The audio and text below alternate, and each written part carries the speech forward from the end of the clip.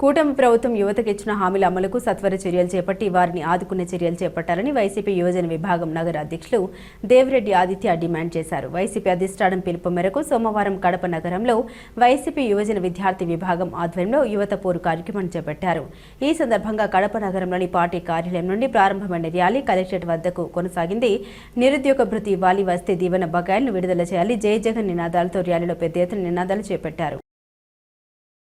Congress party రాష్ట్ర కార్యాలయం పిలుపు మేరకు ఈరోజు విద్యార్థులు, యువత అలాగే వాలంటీర్స్ విభాగం ఆధ్వర్యంలో పెద్ద ఎత్తున యువత పోరు కార్యక్రమం జరిగింది. నిజంగా 2014లో కూడా ఇదే విధంగా చంద్రబాబు నాయుడు గారు ఇంటికో ఉద్యోగం ఇస్తానని చెప్పడం జరిగింది. అలాగే దాదాపు ఇంటికో ఉద్యోగమే కాదు, నిరుద్యోగ భృతి 2000 ఇస్తామని చెప్పడం జరిగింది. ఆనాడు ఆ హామీ ఏ ఒక్కటి అమలు చేయలేదు. కేవలం ఉద్యోగం ఎవరికి వచ్చిందంటే వాళ్ళ కొడుకు లోకేష్ గారికి దొంగచాటున మంత్రి పదవి ఇప్పించుకున్నాడు. మళ్ళీ ఈనాడు 2024 ఎలక్షన్లో ఏ విధంగా అయితే నిరుద్యోగ భృతి ఇస్తానో 3000 అని చెప్పడము, అలాగే 20 లక్షల ఉద్యోగాలు ఇస్తానని చెప్పడం జరిగింది. ఈనాడు సంవత్సర కాలం అవుతుంది. ఇప్పటి వరకు దాదాపు 1 కోటి పైనే నిరుద్యోగులు ఉన్నారు. ఒక్కరికి కూడా నిరుద్యోగ భృతి అమలు కాలేదు. అలాగనే నిరుద్యోగ భృతి పక్కన పెడితే కనీసం ఉద్యోగ అవకాశాలన్నా కల్పిస్తాడులే అని ఎంతో మా యువత ఆతృతగా ఎదురుచూసినారు. చివరిగా ఏం చేశారంటే దాదాపు 4 లక్షల ఉద్యోగాలు కూటమి ప్రభుత్వంలో తొలగించడం జరిగింది. నిజంగా ఇది ఎంత అన్యాయం! నిజంగా కూటమి ప్రభుత్వం మా యువతకి శాపంగా మారిందని మేము చెప్పుకోవచ్చు. ఎన్నికల ముందేమో బాబు వస్తే జాబ్ వస్తుంది అన్నాడు.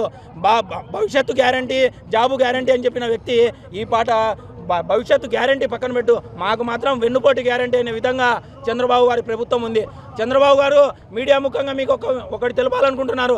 4 గోడల మధ్య కూర్చొని కాలేజీ పిల్లలకి పాఠాలు నేర్చుకోవడమే కాదు, మీ 4 కుర్చీల్ని కూడా తీసేయడం కూడా మా విద్యార్థులకు తెలుసు. ఖచ్చితంగా నీకు గుణపాఠం చెప్పే రోజులు దగ్గరలోనే ఉందని మా యువ గలాన్ని గట్టిగా ఈ కూటమి ప్రభుత్వానికి వినిపిస్తామని అందరూ ఈరోజు పోరులో తెలపడం జరిగింది. కాంగ్రెస్ పార్టీ యువజన విభాగం ఈరోజు ఈ నిరసన కార్యక్రమం పిలిపించింది. చంద్రబాబు అంటేనే మోసం అంటేనే చంద్రబాబు. సుపరిపాలన అందిస్తున్నామని చెప్పి భుజాలు తడుపుతూ సంబరాలు చేసుకుంటున్నారు. ఒక్కసారి ఆత్మవిమర్శ చేసుకోవాలి. ఏ వర్గ ప్రజలకు మీరు సుపరిపాలన అందించారు? విద్యార్థులకు అందించారా? యువజనులకు అందించారా? నిరుద్యోగులకు అందించారా? వాలంటీర్లకు అందించారా? రైతులకు అందించారా? ఏ ఒక్క ప్రజల్ని కూడా మీరు సుపరిపాలన అందించలేరు. ఒక్కసారి మీరు ఆలోచన చేసుకోవాలి. చంద్రబాబు మరొకసారి రాష్ట్ర ప్రజలకు మోసం చేస్తున్నారు. తండ్రికి తగ్గ తనయుడు మాదిరి నారా లోకేష్ గారు రాష్ట్ర వ్యాప్తంగా యువజనం పేరుతో తిరిగి 20 లక్షల మందికి ఉద్యోగ కల్పన చేస్తామని చెప్పారు. ఉద్యోగ కల్పన చేయలేదు, నిరుద్యోగ భృతి ఇవ్వలేదు. ఈ 2 హామీలు పక్కన పెట్టేసి రెడ్ బుక్ రాజ్యాంగాన్ని అమలు చేయడంలో చాలా బిజీగా ఉన్నారు. వీళ్ళకు సరిపోయి ఇంకొక నాయకుడు ఉన్నాడు, పవన్ కళ్యాణ్. ప్రశ్నించడానికే పార్టీ పెట్టామని చెప్పి ప్రశ్నించడే మర్చిపోయాడు. స్వార్థ రాజకీయాల కోసం కేవలం అతను ఉప ముఖ్యమంత్రి అయిపోయి రాజకీయాలు పక్కన పెట్టేసి రాష్ట్ర ప్రజల కోసం ప్రశ్నించడం మానేశాడు. మొన్న జగన్మోహన్ రెడ్డి గారు రబ్బా అని డైలాగ్ చేస్తానే బయటకు వచ్చి రబ్బా నువ్వు ఎందుకంటావు అని ప్రజల కోసం ప్రశ్నించబోయా అంటే జగన్మోహన్ రబ్బా అన్న అంటాడు. సినిమా ఇండస్ట్రీ ఉంది ఇంకోటి. సినిమా ఇండస్ట్రీలో దర్శకత్వాలకు అవార్డులు ఇస్తారు, మ్యూజిక్ డైరెక్టర్కి అవార్డు ఇస్తారు. అట్లా చంద్రబాబు నాయుడుకి మోసం అవార్డు ఇవ్వాలి. వైఎస్ఆర్సీపీ పిలుపు మేరకు యువజన విభాగం మొత్తం రోడ్లపైన ఉంది. ఒకసారి ఈ కూటమి ప్రభుత్వాన్ని ప్రతి ఒక్కరూ ప్రశ్నించాల్సిన అవసరం ఇప్పుడు ఏర్పడింది. ఈ సందర్భంలో మేము అడుగుతున్నాం, నీవు ఇచ్చిన హామీలలో 20 లక్షల ఉద్యోగాలు ఎక్కడా?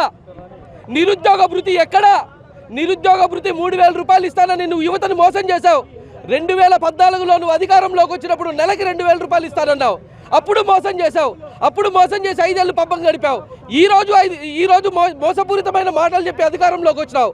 నువ్వు చంద్రబాబు నాయుడు గారు, పవన్ కళ్యాణ్ గారు, నారా లోకేష్ గారు, మీరు మీ సంపద పైన పెట్టిన దృష్టి రాష్ట్ర అభివృద్ధి పైన పెడితే బాగుంటుందని యువజన విభాగం తరపున నేను ప్రత్యక్షంగా కోరుకుంటున్నాను.